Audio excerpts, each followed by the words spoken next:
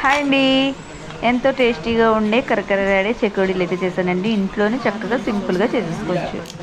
ఒక్క కప్పు వరిపిండి ఉంటే సరిపోద్దండి.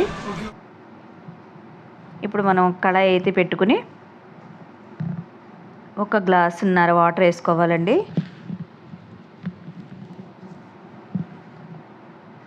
చూస్తున్నారు కదా, ఇలా కొద్దిగా మరిగాక గ్లాస్ పిండి తీసుకున్నాం కదా, గ్లాసున్నర వాటర్ వేసుకుని ఒక స్పూన్ జీలకర్ర, ఒక స్పూన్ కారం, సాల్ట్ వేసేసుకున్నాక బటర్ కానీ ఆయిల్ కానీ నెయ్యి కానీ ఏదైనా వేసుకోవచ్చండి. నేనైతే నెయ్యి వేసాను. అది కరిగేంత వరకు, కలిసిపోయేంత వరకు మరిగించుకోవాలి. ఇలా మరిగిపోయింది కదండి. ఇప్పుడు మనం పిండి అయితే వేసేసుకుందాం. ఈ గ్లాస్తో గ్లాసున్నర వాటర్ వేసుకున్నాం కదా, ఇలా పిండిని వేసేసుకున్నాక కలపకండి. ఒక 5 నిమిషాలు అలా మూత పెట్టేసి దించేసుకోవాలి. దించుకున్నాక బాగా కలుపుకోవాలండి పిండిని. మనం ఆయిల్ కానీ బటర్ కానీ ఏదైనా వేసుకున్నాం కదా, అది చేతికి అంటుకుపోవాలన్నమాట. అంత బాగా పిండి కలపడంలోనే చెకోడీ అనేది బాగా వస్తుంది.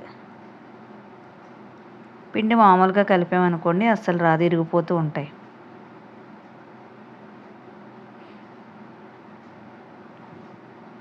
చూసారా, ఇలా కొద్దిగా చేశాను, మీకు చూపిస్తాను చూడండి. బాగా పిండిని అయితే బాగా కలుపుకోవాలి. కొత్తగా చూస్తున్న వాళ్ళు ఎవరైనా అయితే please subscribe my channel friends.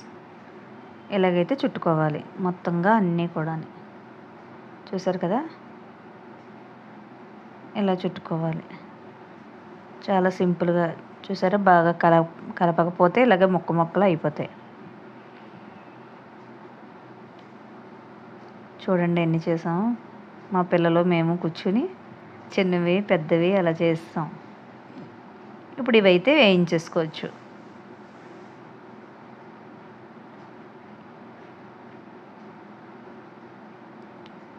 ఇవి వేసేటప్పుడు కొంచెం హైలో పెట్టకండి, వెంటనే మాడిపోతాయి. లోలో పెట్టుకుని వేయించుకుంటే లోపల బాగా ఉడుకుతాయి చెకోడీలు, వెంటనే మాడిపోవు. వెంటనే వేసిన వెంటనే కలపకండి, ముక్కలు అయిపోతాయి. కొద్దిగా వేగాక అప్పుడు కలుపుకుందాం. చూస్తున్నారు కదా, ఇలా నూనెలోకి తేలిపోతాయి కదా, అప్పుడు చక్కగా వేయించుకుంటే మనకి ఇరిగిపోవు. చూసారు కదా, ఇలాగ లైట్గా వేయించేసుకుని తీసేసుకోవడమే. ఇదిగోండి, చాలా బాగా వస్తాయండి. మీరు ఒకసారి ట్రై చేసి ఎలా ఉన్నాయనేది కామెంట్ అయితే తెలియచేయండి. ఓకేనా ఫ్రెండ్స్, బాయ్ బాయ్.